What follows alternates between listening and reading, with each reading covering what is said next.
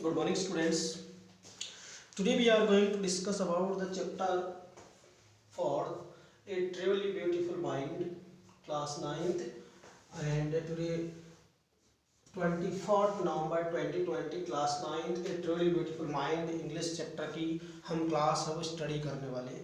I hope आज की class में हम लोग इस चैप्टर को कंप्लीट करेंगे। देयर आर 3 पैराग्राफ्स रिमेनिंग और बहुत अच्छे से बहुत ही शानदार तरीके से हम लोग इनको स्टडी करने वाले हैं। आप लोगों को कहीं भी विचलित होने की आवश्यकता नहीं है। 15th पैराग्राफ जो है वहाँ से स्टार्ट करेंगे। ये जो चैप्टर है वो अल्बर्ट आइंस्टीन की जो कहानी है उसको बयां करता है कि किस प्रकार सेकेंड वर्ल्ड वॉर में अमेरिका ने जापान के 2 शहर हिरोशिमा और नागासाकी के ऊपर दुनिया में पहली बार परमाणु बम का उपयोग किया था और उसकी भयावहता आज तक लोग प्रभावित है उससे। उसके बारे में हम थोड़ी सी चर्चा चैप्टर के ड्यूरिंग में करेंगे। तो 15 में the eight the urging of, इसका जो 15th चैप्टर है इसमें लिखेंगे एट द अर्जिंग, अर्जिंग का मतलब रिक्वेस्ट करते हुए, eight the urging URGING, at the urging of a colleague,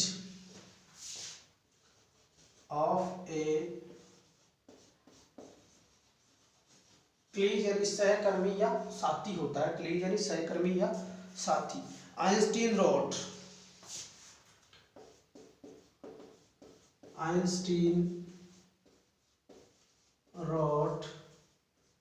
a letter. Einstein wrote a letter.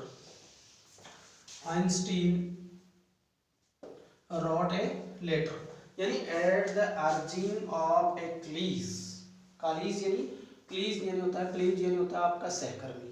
तो एक सहकर्मी के निवेदन पर, उसकी रिक्वेस्ट पर, उसके अनुरोध पर Einstein wrote a letter, Einstein ने एक पत्र लिखा। किसको लिखा? Wrote a letter to the American president. किसको लिखा? To the American president, to the American president,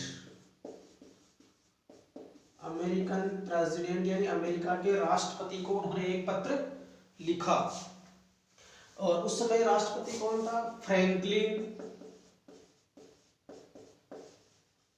Roosevelt. कौन था? Franklin D Roosevelt.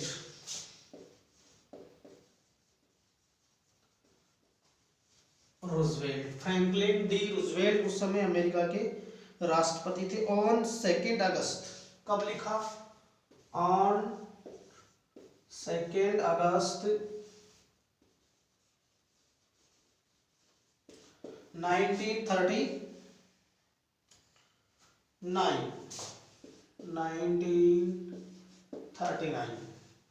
जैसे कि परिस्थितियां बन रही है उस हिसाब से हम ये तय कर पाते हैं कि at the American president Franklin D Roosevelt को 2 अगस्त 1939 को किसने पत्र लिखा? अल्बर्ट आइंस्टीन ने एक पत्र लिखा कि ये जो नाजीवादी हैं, ये जो निरंकुश सत्ता के ऊपर बैठे हुए लोग हैं, वो परमाणु बम का उपयोग कर सकते हैं। अब परमाणु बम कितना खतरनाक है उसकी बात बता रहा है, कॉमा लगाकर। इन विच ही वॉर्न, और उसमें उसने वॉर्न किया, इन विच ही वॉर्न यानी उसने उसको सचेत किया, चेतावनी दी कि ये कितना खतरनाक बम हो सकता है। इस बात का उसमें उन्होंने जिक्र किया कि ये बम जो है परमाणु बम है, उसकी भयावहता कितनी। A single bomb of this type, a single bomb of this type, a single bomb of this type, कि इस प्रकार का एक बम जो है अगर उसका उपयोग कर लिया जाए, क्या कह रहा है? A single bomb of this type, इस प्रकार के परमाणु बम में अगर एक बम का उपयोग कर लिया जाए तो ये इसको एक्सप्लोर कर दिया जाए या उसको यूज कर लिया जाए एक्सप्लोर्ड कर दिया जाए, उसको छोड़ दिया जाए या उसका यूज कर लिया जाए।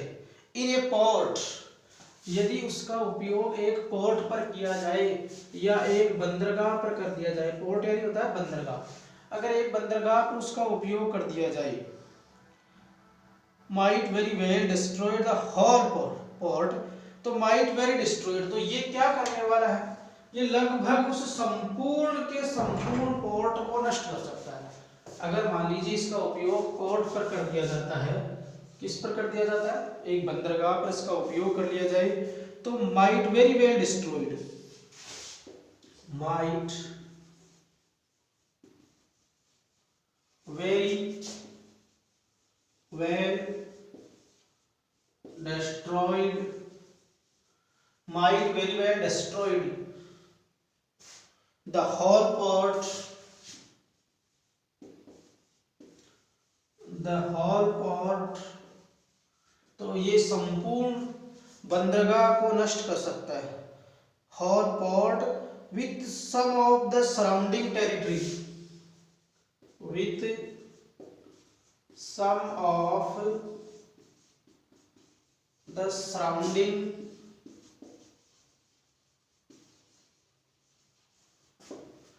territory, surrounding territory, TRRI, surrounding territory, surrounding territory,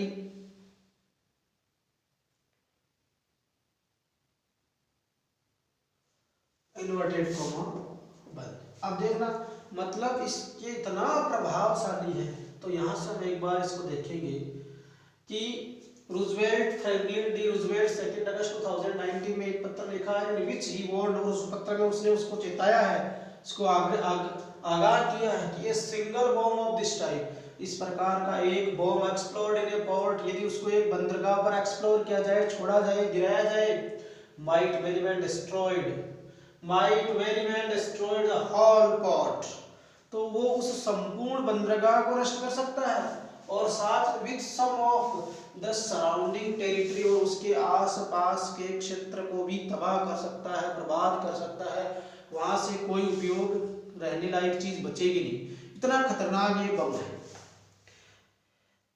His words did not fall to have an effect, his words, उसके शब्द, his words, उसके जो शब्द हैं, his words did not fall,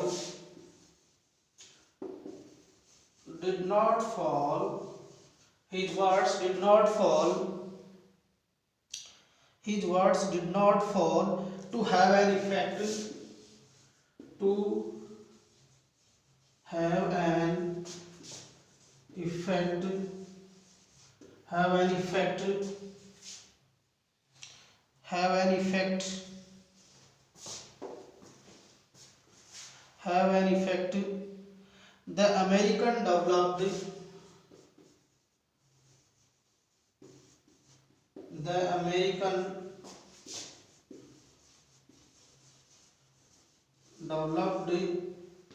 the American developed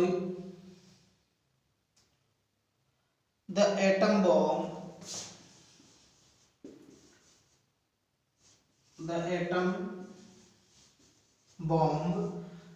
the American developed an atom bomb in a secret project,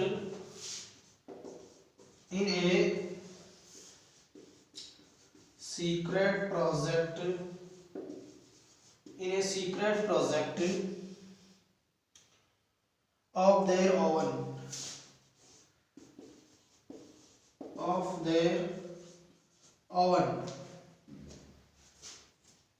इस line का क्या meaning होगा, देखना एक बार इधर, कि ये जो बम है वो इतना ताकतवर था कि उसको यदि किसी बंदरगाह पर गिराया जाए तो वो उस बंदरगाह को नष्ट करने के साथ साथ उसके कुछ क्षेत्र को भी नष्ट कर देगा। देखिए, his words did not fall to have an effect, ऐसा नहीं है कि उसके शब्दों ने उनको प्रभावित नहीं किया, उनके शब्दों में दम नहीं था, ऐसा नहीं था। And the Americans developed atom bomb in a secret project of their own. अमेरिकी लोगों ने भी गुप्त तरीके से एक परियोजना बनाई थी जिसमें उन्होंने परमाणु बम है वो विकसित कर लिया था।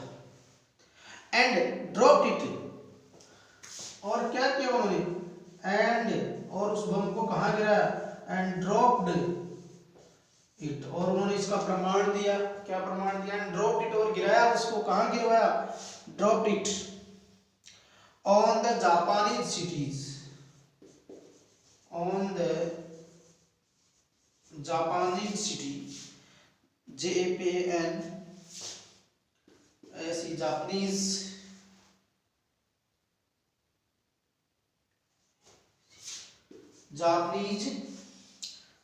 cities of Hiroshima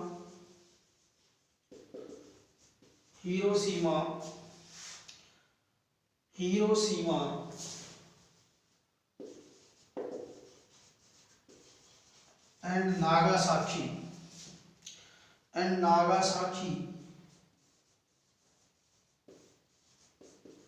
Hiroshima and Nagasaki in August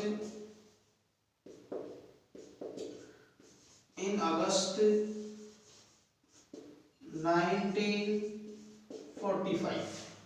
ये लोग हम इतिहास में पढ़ते हैं, SST में पढ़ते हैं कि जब जापान के दो शहरों पर अमेरिका के द्वारा द्वितीय विश्व युद्ध में जापान के बढ़ते हुए प्रभाव को रोकने के लिए उनके दो शहरों पर 6 अगस्त और 9 अगस्त को दो अलग अलग शहर हिरोशिमा और नागासाकी के ऊपर जब परमाणु बम गिराए गए तो पूरा जापान नहीं उसके साथ पूरी दुनिया अवाक रह गई थी। उस क्षेत्र का पूरा डिस्ट्रॉय हो गया। उस समय वहाँ का टेम्परेचर 4000 डिग्री सेल्सियस तक बढ़ गया था, ऐसा पढ़ने को मिलता है।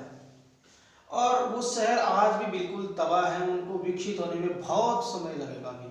आज भी वहाँ जो जीव जंतु पैदा होते हैं, जो मनुष्य पैदा होते हैं, वो लूले लंगड़े इस तरह से पैदा होते हैं। मतलब उसका प्रभाव, उस बम का, हाइड्रोजन बम तो नहीं था लेकिन वो एटम बम था। और अब तो दुनिया के बहुत सारे ऐसे विकसित देश हैं जिनके पास उससे भी 100 गुना खतरनाक बम बने हुए हैं। इसलिए परमाणु युद्ध का दुनिया पर हमेशा खतरा बना रहता है।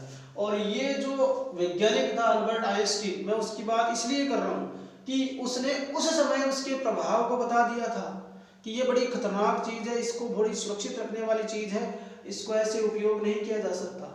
और उस समय नाजीवादी जो सरकारें थी, फांसीवादी जो सरकारें थी, कहने का मतलब जो निरंकुश सरकारें थी, वो इसका उपयोग कर सकती थी। उसने अमेरिका को आगाह किया और अमेरिका ने भी उसका उपयोग करके अपने यहाँ तानाशाही दुनिया में स्थापित करी। तो एक बार हमने ये पैराग्राफ जो पढ़ा है उसको एक बार देख लेते। देखिए, at the urging of a colleague Einstein wrote a letter to the American President Franklin D. Roosevelt 2 अगस्त 1939। इस लाइन से हम बात करते हैं। एट द अर्जिंग ऑफ, एक सहकर्मी के निवेदन पर, आग्रह पर, अर्ज पर, Einstein wrote a letter, wrote यानी लिखा, आइंस्टीन लेटर यानी पत्र, टू अमेरिकन प्रेसिडेंट यानी राष्ट्रपति, अमेरिका के राष्ट्रपति को एक पत्र लिखा। उस समय अमेरिका के राष्ट्रपति फ्रैंकलिन डी रूजवेल्ट नाम के राष्ट्रपति थे, उनको पत्र लिखा। कब लिखा? ऑन 2 अगस्त 1939, 2 अगस्त 1939 को, क्योंकि द्वितीय विश्व युद्ध शुरू ही होने वाला था, उस समय हुआ था, अगस्त के बाद में ही शुरू हुआ था।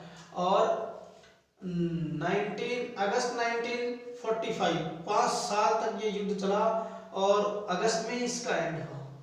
इन विच ही वार्नड, और उस अपने पत्र में उन्होंने आगाह किया था, अपने पत्र में उन्होंने सलाह दी थी, उसको चेताया था कि a single bomb of this type explode in a pot, अगर इस प्रकार के बम का एक बंदरगाह पर उपयोग किया जाए, might very well destroyed the whole port, कि ये संपूर्ण बंदरगाह बर्बाद हो जाएगा, तबाह हो जाएगा, and with some of surrounding territory, और उसके आसपास का क्षेत्र भी तबाह हो जाएगा। His words did not fall into the have an impact, ऐसा नहीं है कि उसके शब्दों ने उनको प्रभावित नहीं किया। The American developed the atom bomb, the American developed the atom, ATOMIC, atomic bomb in a secret project of their own, उन्होंने अपने एक गुप्त परियोजना के तहत परमाणु बम विकसित कर लिए थे। एंड ड्रॉप्ड इट, और उसको गिराया गया था on the Japanese city, Japan के दो शहरों पर, of Hiroshima and Nagasaki in August 1945। Hiroshima और नागासाकी जापान के जो दो शहर थे उनके ऊपर अगस्त 1945, कौन से अगस्त को, 6 अगस्त और 9 अगस्त 1945 को जापान के ऊपर इन परमाणु बम्स का उपयोग अमेरिका के द्वारा किया गया। ये आपका 15th जो पैराग्राफ है। उसके बाद हम आगे बढ़ते हैं 16th पैराग्राफ की तरफ। आगे बढ़ते हुए हम 16th पैराग्राफ जो है उसको पढ़ने वाले हैं। अभी 15 पढ़ा, अभी हम 16 पढ़ेंगे। देखो 16 पैराग्राफ में जो एटम बॉम्ब्स का उपयोग किया गया था, उसके बाद आइंस्टीन क्या विचार रखते हैं। Einstein was deeply shaken, Einstein was deeply shaken, shaken यानी विचलित होना, डिस्टर्ब होना, शेकन by the extent of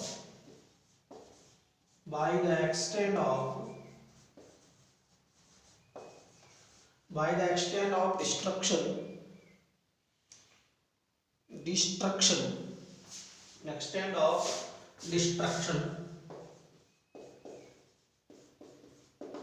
विनाश। यानी Einstein was deeply shaken by the extent of destruction, बढ़ते विनाश को लेकर के। भाई जैसे ही परमाणु बम का उपयोग बढ़ेगा, धरती विनाश की तरफ बढ़ने वाली, संसार विनाश की तरफ बढ़ने वाला है। तो विनाश के बढ़ते प्रभाव को देख करके आइंस्टीन है वो बहुत ज्यादा विचलित हो गया था। क्या हो गया था? Einstein was deeply shaken by the extent of destruction,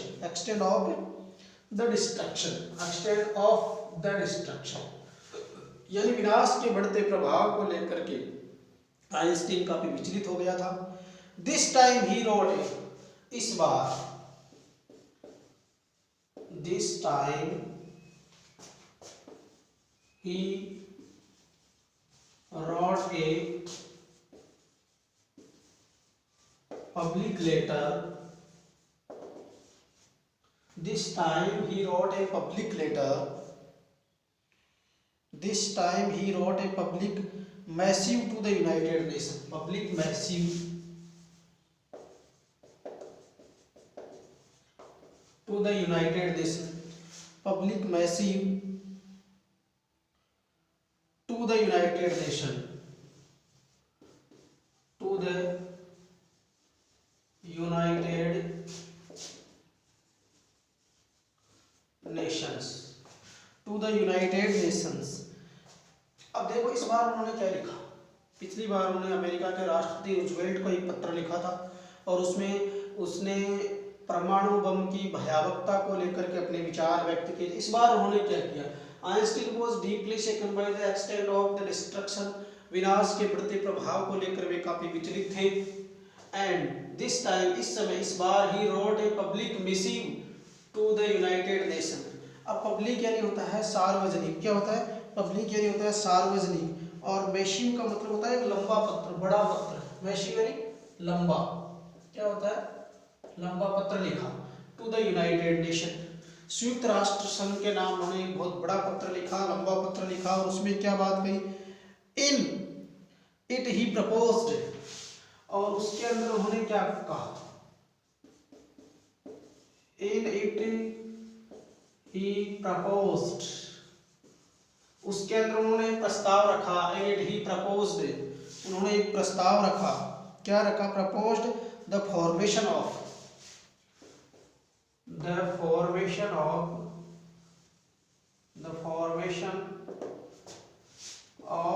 world government,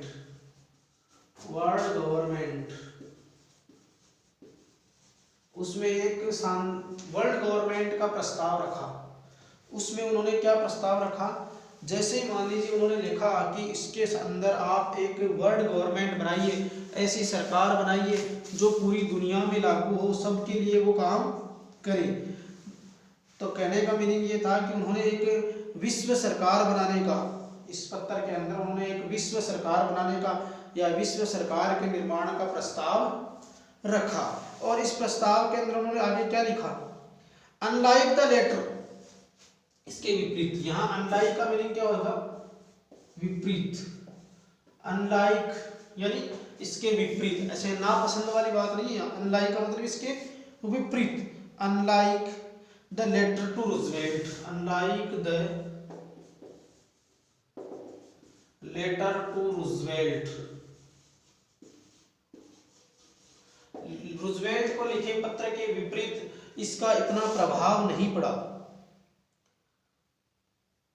Roosevelt, this one made no impact,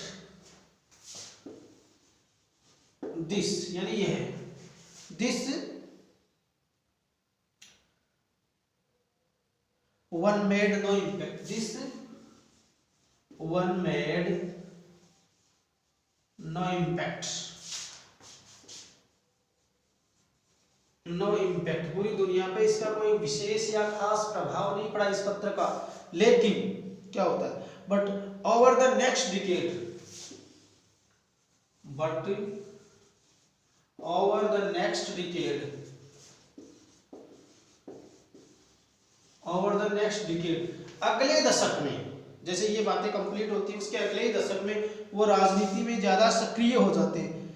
next decade, Einstein got ever, Einstein got ever more involved, ever more involved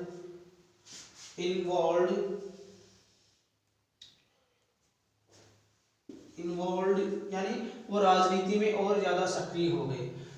next decade, decade यानी दशक, यानी 10 वर्ष का एक जो समूह होता है उसको बोलते हैं डिकेड। तो अगले 10 सालों में Einstein got ever more involved यानी वो राजनीति में और ज्यादा सक्रिय हो गए। Involve in politics, in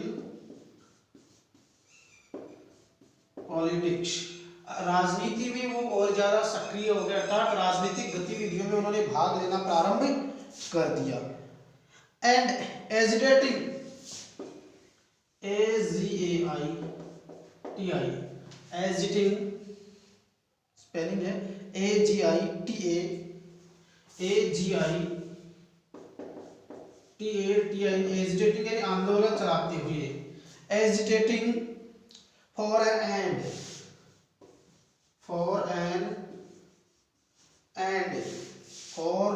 and to the arms, यानी शस्त्रों की रोक पर, निशस्त्रीकरण की तरफ उन्होंने आंदोलन चलाया। आर्म्स बिल्ड अप कि इस प्रकार के खतरनाक हथियारों की रोक लगनी चाहिए, निशस्त्रीकरण का रास्ता है वो पनपना चाहिए। And using his popularity,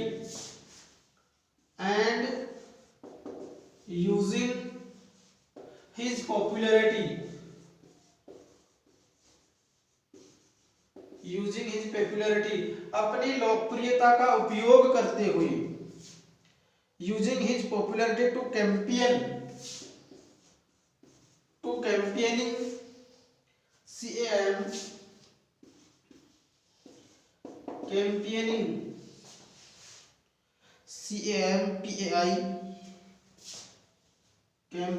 campaigning for peace and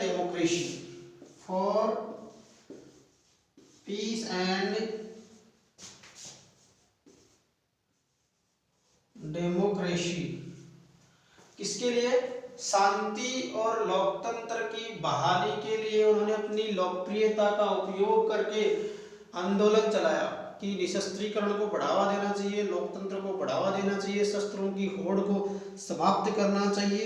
इसके लिए उन्होंने लंबा एक आंदोलन है वो चलाया। तो आगे हम बात कर लेते हैं। When Einstein died, when 17 paragraph है, when Einstein died in 1955 at the age of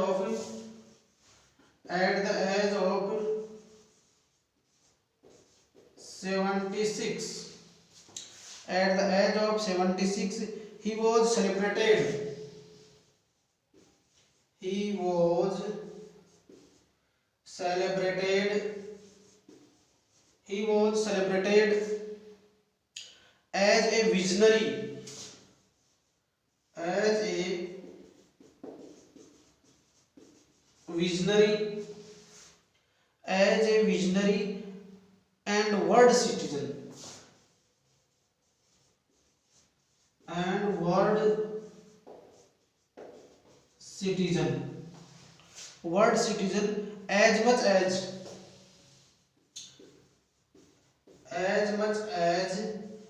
a scientist, as much as a scientific genius, scientific genius, Genius, Genius, genius, scientific genius. तो सबसे पहले हम ये जो पैराग्राफ लिखा है उसको थोड़ा समझ लेते हैं।